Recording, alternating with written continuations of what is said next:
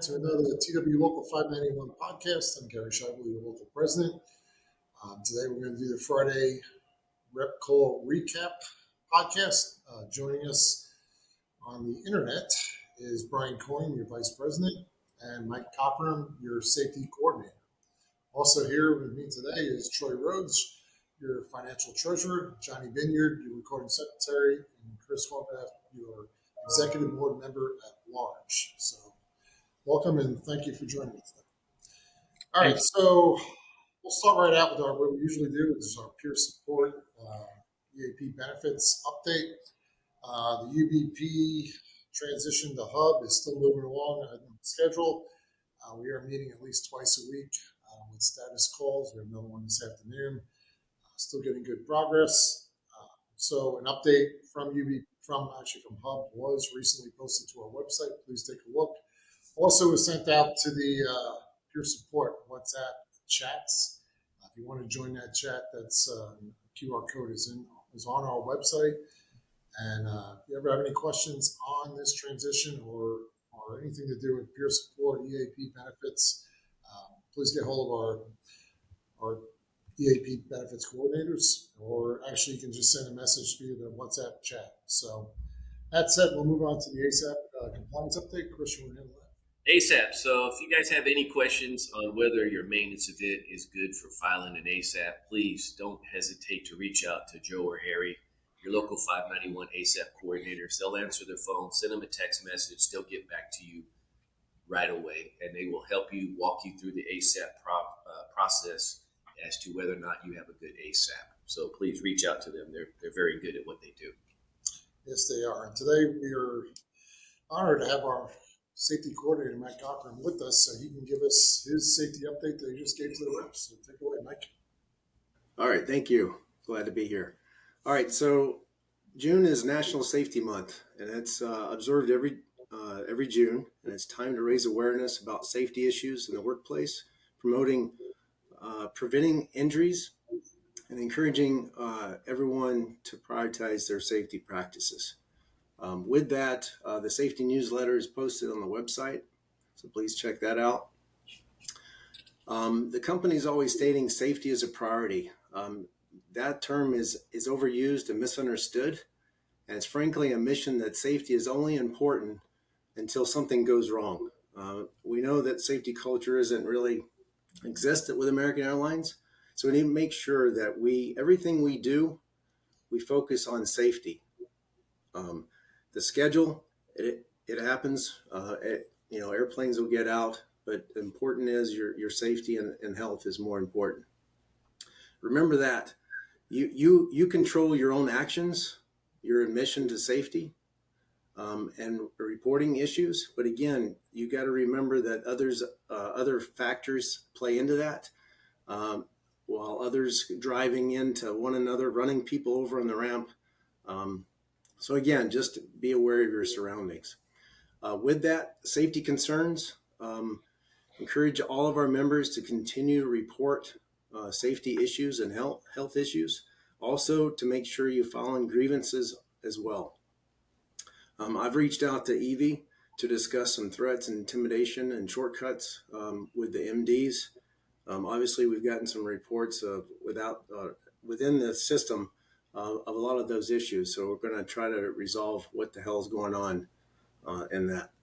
So again, the company is updating policies. The Employee Safety Health Manual was just revised. They've updated the guidance for risk management. They've removed all the job hazard assessments. And why hazards? Hazards are different than risk. And why it matters, standard operating procedures, and Evie's safety initiatives where she wants to roll out the safety eyewear and bump caps. First, there's a lot behind the scenes that need to happen first. We need to do the job hazard assessment to identify all the hazards and how we're going to mitigate them. And then the assessment for the PPE. We can't just throw a bump cap or a pair of safety glasses and expect everyone to be safe. So again, still trying to push the company in the right direction, and we'll continue that fight. Again, the PPE program was completely rewritten. That was 0414. And then 0603 respiratory protection program was also rewritten completely. And so I'm just kind of going through all that and seeing what those changes are, and then I'll report back out on that as well.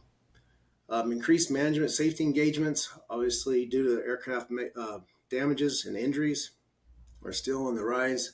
So expect management to be out there looking at the operation. Today we're meeting with the safety team and the OSH group to discuss confined space program on the aircraft. And this is to define all areas on the aircraft other than fuel tank for confined spaces. And then the last one I have to report on is the TWU Air Safety Division had a safety summit this week. There was a Sean Doyle initiated. Each local was asked to provide 5 safety topics or concerns that they had within their locals. So then we had speakers from the APA, the APFA, the FAA, flight attendants, you name it, were there. We never got to our issues. Unfortunately, we ran out of time. They did talk about SOS events in the Air Division, which is kind of interesting to learn that other airlines have different procedures. There was an example of some of the airlines, their SOF guidance has pilots don oxygen masks while they're told their flight attendants to go look for the source. I think we're way ahead of that, thanks to Mark Erler and Russ Dittmer. We finally got the company to move in the right direction as far as updating the work cards, making sure that all our safety protocols are in place, and also they're buying a tool, the Aerizer, to identify or to test the source of engine oil or hydraulic fluid, de-icing fluid, whatever those issues are. And so we continue to, I guess, lead the way in the industry, which is a good thing, and we're grateful for the interest in serving our membership. So I appreciate your time today, and that's my report. Thank you. All right, thanks, Mike. And it was interesting to hear that the safety summit with the SOF events. I know Chris, you're kind of stunned too, being there. It was. I call it a dog and pony show. Yeah, not quite as serious as we've taken it, and then I know that's a big push from us as a local, also along in our cooperation with the APA and the APFA to take this stuff serious. So, thanks, Mike. Yeah, Brian, I just want to mention one other thing too. There are top safety concerns within all the locals that participated. Was identified that we have no safety structure within the organization, and there's a lack of communication. But again, unfortunately, we had no time to discuss, so I'll be reaching out to Sean Doyle and see if we can't resume that conversation. So thank you. Yep, and we used to have probably the premier structure plan in the industry at one time. And that's kind of gone by the wayside. So whatever help you need on that, you got it. Thank you. Brian, you want to give your update? Yeah, I'll give the grievance update. Myself and several board members working on identifying grievances filed for TW members in association IAM stations for status and tracking. The count, unfortunately, is in the hundreds that we don't have any documentation on to close these out. Much administrative work has been done to update the status of all grievances in the electronic grievance system. The GRB, Grievance Review Board, scheduled for June 17th and 18th. 591 is already prepped for the existing grievances for this session. I want to get into the Article 19 Alpha arbitration. Arbitrator chosen November 18th and 19th it's scheduled for. So those who don't remember what this is based doing line AMT work. And we have to continue to prepare, and we'll be fully prepared for this case in November. So yes, we are taking this one forward. All right. Thanks, Brian. Troy, you got an update? Yeah, the board is purchasing new hoodies and t-shirts. So please go to www.local591.com and register if you haven't. And for those already registered, please verify, update your shirt sizes, we will use those sizes listed on the website for the order. For those already registered, just log into the local 591 and then click account in the upper right-hand corner to verify all your contact information. Update is necessary, as well as your current shirt size. The shirt we expect for Labor Day. For the hoodies, it'll be in the winter. Okay, Johnny. Election update. We have 3 Stewart runoff elections closed in Chicago, ORD AMT Group, LAX MLS Group, Newark at large. Check your voting info to see who won or your regional page for postings. Open DFW MLS Shop Stewart elections ends Monday, June 9th at 8 a.m. Central. RDU at large Stewart nomination period closes today, Friday, June 6th at 5 p.m. Eastern. That election will be open Monday, June 9th at 9 a.m. Eastern and closed Monday, June 16th, 9 a.m. Eastern. We're grateful for all the interest in serving the membership. And then local 591 quarterly schedule. Central region was this past week. Next meeting is in Southeast region, June 18th, Miami. Anyone in the system can watch and ask questions at any meeting virtually by registering via Zoom. The meeting info is posted in each region. Chris, you got a field trip update? Yeah, this week I tracked 29 line field trips and also 5 base field trips. I am getting calls and text messages on a daily basis as to whether or not overhaul is going to be going out during the summer on field trips. As of before we started this podcast, it has not started yet, but once it does, we will be filing the grievances in the regions to add to the 19 Alpha. So we are keeping track of that work. So, Yep, and we will have an answer on that one way or another after we do the case in November. So that'll put that to bed, and I believe we have a very strong case with the history on it and what was negotiated. So I may give you one other bit of information. We had an outsourcing meeting this past week. Inside of that is the line outsource numbers. So contract provides a certain amount of work that can be outsourced and to foreign mechanics. 12% is that number. So the way this actually works, and I've had people ask me this question, how do you break this down? So last year, so for 2024, the association had an average of 5,890 line mechanics or association headcount, which includes the AMTs, crew chief AMTs, tech crew chief, and also the inspectors. So 5,890 was the average. Month to month, it might have fluctuated, but that was the overall average.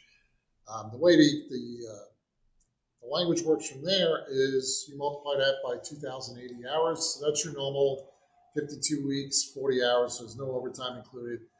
And that breaks out to 12,251,893 hours that we have as association members.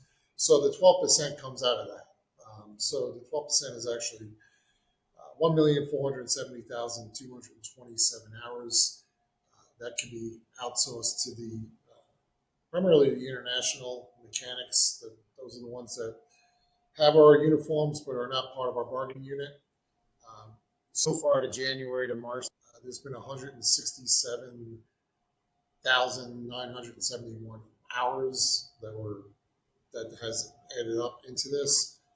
So they still have about 1.3 million hours left that they can outsource per the provisions of the contract. So that's somewhere in a ballpark of probably 7% or so that's been consistent year after year around that 7, 8, maybe 9% of the 12% is what they're actually using. The other question that did come up, the international or the association put out a letter about how the company intends to do some engine work. Apparently they were spoken to about the plan. Something to do with the tariff situation that's going on right now. Obviously a fluid situation. That did come up in the outsourcing meeting. Company had intended to drop it because it looked like the tariffs are going away. Now it's back on because of the tariffs are back on again. What they're talking about is some engine work being done or QEC work being done in El Salvador, and then looking at sending a field trip to put that engine on the aircraft at that time. But this is going to be one of these situations that until it actually happens, it hasn't happened. So very fluid situation. So that said, that pretty much concludes our podcast. So is there anything else from you guys? No. No. Mike or Brian, you got anything? No, I'm good. No, thank you. Okay. Well, like I said, that concludes our podcast. So thanks for joining us today. Thanks for watching. I do want to thank Brian, Mike, Johnny, Troy, and Chris here for helping me out on the podcast. And if you ever have any questions on this podcast or any suggestions for future podcasts, just get hold of us at info@local591.com. Thanks again for joining.